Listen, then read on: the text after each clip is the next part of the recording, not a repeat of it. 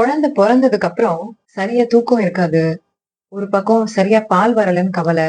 இன்னொரு பக்கம் back pain வேற வருது. எல்லாத்தையும் நம்ம கரெக்ட்டா தான் பண்றோமா? இல்ல நம்ம தான் ஏதாவது மிஸ்டேக் பண்றோமா? அப்படிங்கிற ஒரு ஸ்ட்ரெஸ் வேற. ஒரு பக்கம் ப்ளீடிங் போயிட்டு இருக்கும். இவ்ளோ பிரச்சனையிலயும் நம்ம வெயிட்டையும் நம்ம கவனிச்சுக்கணும் அப்படின்னு யோசிச்சு, அதுக்கு ஒரு முயற்சியா ஒரு வீடியோவ தேடி நீங்க அதுக்கு முன்னாடி உட்கார்ந்திருக்கிறீங்கல்ல. இந்த முயற்சிக்கு நீங்களே ஒரு நிமிஷம் எடுத்து உங்கள பேக் பண்ணி கங்ராட்ஸ் சொல்லிக்கோங்க. இப்போ வெயிட் குறைக்கணும் அப்படின்னு சொல்லி ரொம்ப கஷ்டப்பட்டு எக்ஸர்சைஸ் பண்றது, ரொம்ப ஸ்ட்ரெனுவஸா ஜிம்ல போய் வொர்க் அவுட் பண்றது, எதுவுமே சாப்பிடாம பட்னி இருக்கிறது, அந்த மாரி ரொம்பலாம் உங்கள கஷ்டப்படுத்திக்க வேண்டாம்.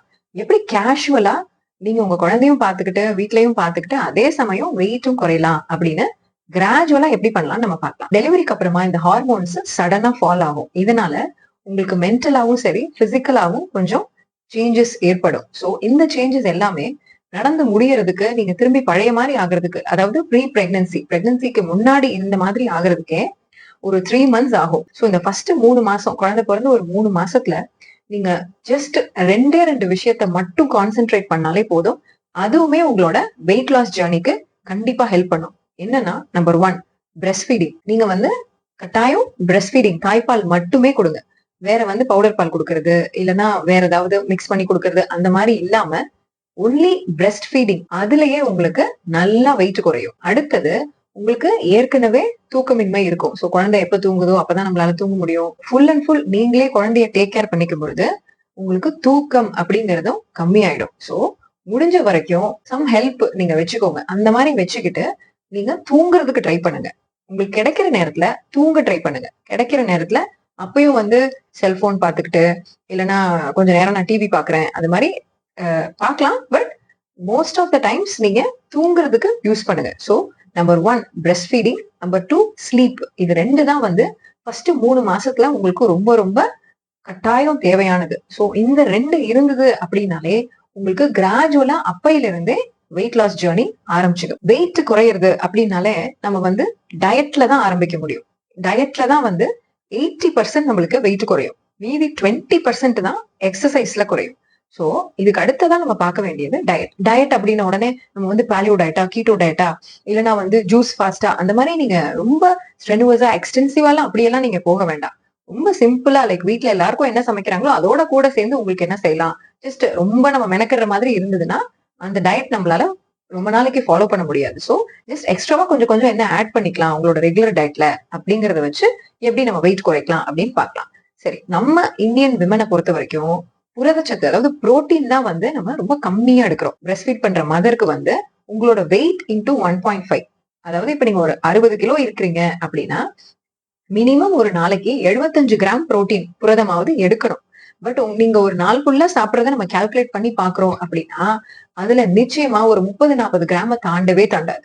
சோ இந்த மாதிரி புரதம் குறைபாடு இருக்கிறதுனால அதுவே வந்து உங்களோட வெயிட் போட்டுட்டே இருக்கிறதுக்கு நிறைய வாய்ப்பு கொடுக்கும். சோ அந்த புரதம வந்து நீங்க ஃபுல்ஃபில் பண்ணணும். இது உங்களுக்கும் சரி, நீங்க தாய்ப்பால் ஊட்டிட்டு இருக்கும்போது உங்க குழந்தைக்கும் சரி, அவங்களோட குரோத்துக்கும் ரொம்ப ரொம்ப யூஸ்ஃபுல்லா இருக்கும்.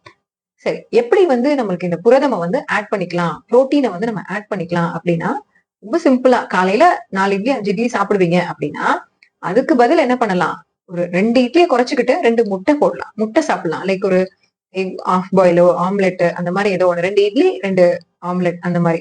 மதியான நேரத்துல கொஞ்சம் சுண்டல், இல்லைன்னா நான்வெஜ் சாப்பிடுவீங்க அப்படின்னா ஒரு அட்லீஸ்ட் அதுல வந்து ஒரு 100 கிராம், 75ல இருந்து 100 கிராம் நான்வெஜ் ஃபர்ஸ்ட் தனியா சாப்பிடுங்க. அதுக்கப்புறம் லைக் ரைஸ் நிறைய எடுத்தோடனே வைக்காம நான்வெஜ், அப்படி இல்லைன்னா வெஜிடேரியன் அப்படின்னா சுண்டல் ஒரு கப் நிறைய சுண்டல் வைங்க. லைக் ஒரு 100-125 கிராம் சுண்டல் வைங்க. அதுக்கப்புறம் உங்க வீட்டுல என்ன காய் பொரியல் செஞ்சிருக்காங்களோ அதை ஒரு 100-150 கிராம் ஒரு பவுல் நிறைய சாப்பிடுங்க. தயிர்லயும் புரோட்டீன் இருக்கு, தயிர் சேர்த்துக்கோங்க. தயிர் வந்து எனக்கு ஒத்துக்காது, சளி பிடிக்கும் அப்படின்னா உரைக்கு ஊத்தி அப்படியே சாப்பிடுங்க. ஃப்ரிட்ஜ்ல வச்சு சாப்பிட வேண்டாம். உரைக்கு ஊத்தின தயிரை அப்படியே சாப்பிடுங்க. சோ மத்தியான நேரத்துல ஒரு கப்பு நிறைய சுண்டல், ஒரு கப்பு நிறைய காய், ஒரு கப்பு நிறைய தயிர், அதுக்கப்புறம் கொஞ்சம் சாதம் எடுத்துக்கோங்க. சாம்பார்ல புரோட்டீன் இருக்கு. சோ சாம்பார், அதுலயும் கொஞ்சம் காய் சேர்த்து அதுக்கப்புறம் ரைஸ் அண்ட் சாம்பார். சோ இப்படி லைக் ஃபர்ஸ்ட் வந்து புரதம், அடுத்தது ஃபைபர் காய்கறிகள், தயிர், அதுக்கப்புறம் கடைசியா உங்களோட ரைஸ் ஐட்டம்க்கு வாங்க. சாப்பிடுங்க, நான் வேணாம்னு சொல்லல. ஆனா இந்த மாதிரி ஆர்டர்ல சாப்பிடுங்க. அப்படின்னா உங்களுக்கு வயிறும் ஃபுல்லா இருக்கும். ஏன்னா இந்த மாதிரி நேரத்துல உங்களுக்கு அதிகமா பசி எடுக்கும். அடிக்கடி சாப்பிட்டுட்டே இருக்கணும் போல இருக்கும். இந்த மாதிரி நம்ம புரதமையும் நம்மளோட உணவுல சேர்த்துக்கிறோம் அப்படின்னா நம்மளுக்கு பசியும் கொஞ்சம் தாங்கும். அட்லீஸ்ட் வந்து ஒரு 2 மணி நேரத்துக்கு ஒரு தடவை நம்ம பசிக்குது அப்படின்னா, இந்த மாரி நம்ம சாப்பிடும்போது ஒரு 3 to 4 ஹவர்ஸ் ஆவது நம்மளுக்கு பசி தாங்கும். சோ நீங்க ஒவ்வொரு வேளையும் சாப்பிடும் பொழுது, அதுல என்ன புரோட்டீன் இருக்கு?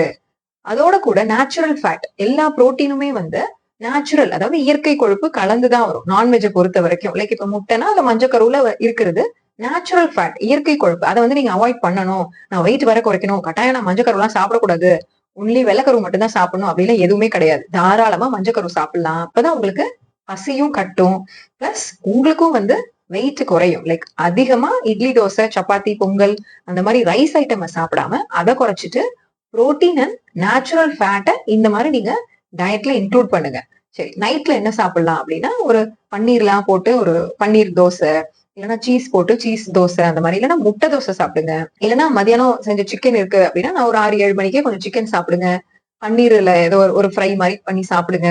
அடை தோசை, பெசரட்டு இந்த மாதிரி நீங்க ஒவ்வொரு வேளையும் சாப்பிடும் பொழுது அதுல புரோட்டீன் நம்மளுக்கு இன்க்ளூட் ஆகுதா, புரதம் வந்து இருக்குதா அப்படிங்கறத பாத்துட்டு அதோட கூட கொஞ்சம் இயற்கை கொழுப்பையும் சேர்த்துக்கிட்டீங்க. பசிக்கிறப்பெல்லாம் வந்து நம்ம போய் ஒரு முறுக்கு, பஜ்ஜி, போண்டான்னு ஸ்நாக்ஸ் சாப்பிடாம வேர்க்கடலையில வந்து கொஞ்சம் வெங்காயம், தக்காளி எல்லாம் போட்டு ஒரு சுண்டல் மாதிரி அந்த மாதிரி சாப்பிடலாம். இல்லைன்னா பச்சை பயிறு, முளைக்கட்டின பயிறு அந்த மாதிரி சாப்பிடுங்க. பசிக்கிறப்ப காய்கறி ஏதாவது சாப்பிடுங்க. வெள்ளரிக்காய், கேரட்டை கடிச்சு சாப்பிடுங்க. ஒரு மாதுளம்பழம் உரிச்சு சாப்பிடுங்க. அந்த மாதிரி உங்களுக்கு பசிக்கிறப்பெல்லாம் நம்ம போய் டீப் ஃப்ரைடு, அதாவது ரொம்ப பொரிச்ச உணவா சாப்பிடாம இந்த மாதிரி ஹெல்த்தியா சாப்பிட்டீங்கன்னாலே நம்பர் 1 வந்து புரோட்டீனை இன்க்ளூட் பண்ணிக்கணும். அடுத்தது வந்து இந்த மாதிரி ஹெல்த்தியா எப்பெல்லாம் பசிக்குதோ அப்பெல்லாம் வந்து வெஜிடபிள்ஸ், சுண்டல், புரோட்டீனுங்கிற மந்திரத்தை நீங்க உங்க தலையில வச்சுக்கணும். சோ புரோட்டீன் இருக்கா, ஒவ்வொரு தடவையும் சாப்பிடும்போது இதுல புரோட்டீன் இருக்கா அப்படின்னா நான் இதுல கண்டிப்பா வெயிட் குறைவேன். ஏன்னா நீங்க என்ன பண்றீங்க, ஆட்டோமேட்டிக்கா உங்களோட மாவுச்சத்தை கம்மி பண்றீங்க. ஆட்டோமேட்டிக்கா மாவுச்சத்து கம்மியாகும் பொழுது புரோட்டீன் அதிகமா, அதாவது உங்களுக்கு தேவையான அளவுக்கு இருக்கும் பொழுது ஆப்வியஸ்லி உங்களோட வெயிட் கடன் குறைஞ்சிரும். பால் நிறைய குடிங்க. தாய்ப்பால் ஊட்டுற நீங்க வந்து 80% to 90% உங்களோட தாய்ப்பால் வந்து தண்ணி தான். சோ நீங்க நீங்க ஃபர்ஸ்ட் நிறைய பால் குடிக்கணும். ஒரு நாளைக்கு at least 3 to 4 glasses of milk குடிக்கணும். சோ இப்ப நான் காலையில வந்து 2 இட்லி சாப்பிட்டு 2 முட்டை சாப்பிட்டு ஒரு கிளாஸ்ல நிறைய பால் குடிச்சீங்கனாலே உங்களுக்கு கொஞ்சம் வயிறு ஃபில்லிங்கா இருக்கும். அடுத்தது மத்தியானம் வந்து சுண்டல் சாப்பிடுறீங்க. சாயந்தரம் ஒரு ஒரு கிளாஸ் நிறைய பால் குடிங்க. திரும்பி வந்து நைட் டின்னர் ஒரு பன்னீர் தோசை, சீஸ் தோசை அந்த மாதிரி சாப்பிட்டுட்டு திரும்ப ஒரு கிளாஸ் நிறைய பால் குடிங்க. இந்த மாதிரி பால் அட்லீஸ்ட் 3 to 4 கிளாஸஸ் சாப்பிடுங்க. பால் குடிக்கணும் அப்படின்னு சொன்ன உடனே அதுல மதர்ஸ் ஹார்லிக்ஸ், விமென்ஸ் ஹார்லிக்ஸ், அப்புறம் ஹார்லிக்ஸ், போன்விட்டா அதெல்லாம் எதுவுமே ஆட் பண்ணாதீங்க. சர்க்கரை தான் உங்களுக்கு ஏறும், வெயிட் இன்னும் ஜாஸ்தி தான் ஆகும். சோ பிளெயின் மில்க் குடிங்க. சர்க்கரை கண்டிப்பா வேண்டாம். வெயிட் குறைக்கணும் அப்படின்னு முடிவு எடுத்துட்டாலே உங்களுக்கே நல்லா தெரியும், சர்க்கரைக்கு நோ தான். நாட்டு சர்க்கரை, பனை வெல்லம், கருப்பட்டி எல்லாமே இல்ல நான் நாட்டு சர்க்கரை போட்டு ஒரு காஃபி குடிக்கிறேனே, இங்க வேண்டாம். வெயிட் குறைக்கணும் அப்படின்னு நம்ம நினைச்சிட்டோம் அப்படின்னா சுகருக்கு கண்டிப்பா குட் பை தான். பிஸ்கெட், குக்கீஸ், கேக், பிரெட், பன்னு இந்த மாதிரி எதா இருந்தாலும் சரி, எதுவுமே சாப்பிட வேணாம்னு சொல்லல. பட் இதெல்லாம் வந்து எப்பயாவது ஒரு தடவை, அதுவும் இப்ப நீங்க வந்து வெயிட் குறைக்கணும் அப்படின்னு தீவிரமா இருக்கிற இந்த சமயத்துல வேண்டாம். ஓரளவுக்கு வெயிட் குறைச்சதுக்கு அப்புறமா இதெல்லாம் வந்து எப்பயாவது லைக் மாசத்துக்கு ஒரு தடவை இல்ல 3 வீக்ஸ்க்கு ஒரு தடவை அந்த மாதிரி அப்பப்ப கொஞ்சம் ஜஸ்ட் ஒரு மாடரேட்டா லைக் ஒரே ஒரு பீஸ் ஆஃப் கேக் சாப்பிடுறேன் அந்த மாதிரி வந்து வெயிட் குறைச்சதுக்கு அப்புறமா மாடரேட்டா கொஞ்சமா அந்த மாதிரி எடுத்து நம்ம பழகிக்கலாம். பட் இப்போ கட்டாயம் சுகர், எந்த விதமான சுகருக்குமே நீங்க நோ சொன்னீங்கன்னா மட்டும்தான் இந்த ஃபுல் வீடியோல கொடுக்குற எல்லாமே ஃபர்ஸ்ட் ஆஃப் ஆல் வேலை செய்யும். அடுத்தது என்ன அவாய்ட் பண்ணணும் அப்படின்னா, ரொம்ப இனிப்பா இருக்கிற பழங்கள். எஸ், பழங்களுமே வந்து ஒரு நாளைக்கு மேக்சிமம் 150 to 200 கிராம்ஸ்க்கு உள்ளாரதான் நீங்க சாப்பிடணும். அதுலயும் ரொம்ப முக்கியமா அந்த பழமா கடிச்சுதான் சாப்பிடணும். ஜூஸா கண்டிப்பா குடிக்காதீங்க. ஏன்னா பழத்துல இருக்கிற அந்த ஃபைபரும் வந்து நிச்சயமா போயிடும். அந்த பழச்சாறுல இருந்து உங்களுக்கு சர்க்கரை மட்டும்தான் கிடைக்கும். சோ பழச்சாறு, ஜூஸ், டேங்கு அந்த மாதிரி எல்லாம் எதுவுமே குடிக்காதீங்க. உங்களுக்கு பழம் சாப்பிடணும் அப்படின்னா ஒரு நாளைக்கே 150 to 200 கிராம்ஸ்க்கு உள்ளார பழமா கடிச்சு மட்டும் சாப்பிடுங்க. மத்த நேரம் அத காய் ஸ்டேஜ்ல, இப்ப கொய்யா பழம் அப்படின்னா கொய்யா காயா நீங்க சாப்பிடலாம். அத பழமா சாப்பிடாம. முக்கணிகள் மா, பலா, வாழை அது 3ஐயும் கட்டாயம் அவாய்ட் பண்ணிருங்க. இந்த ஸ்டேஜ்ல வெயிட் குறைஞ்சதுக்கு அப்புறம் நீங்க வந்து அதுக்கப்புறம் மெயின்டெனன்ஸ் தான் நான் பண்ணிட்டு இருக்கேன் அப்படிங்கிற சமயத்துல இதெல்லாம் எப்பயாவது அப்பப்ப எடுத்துக்கலாம்.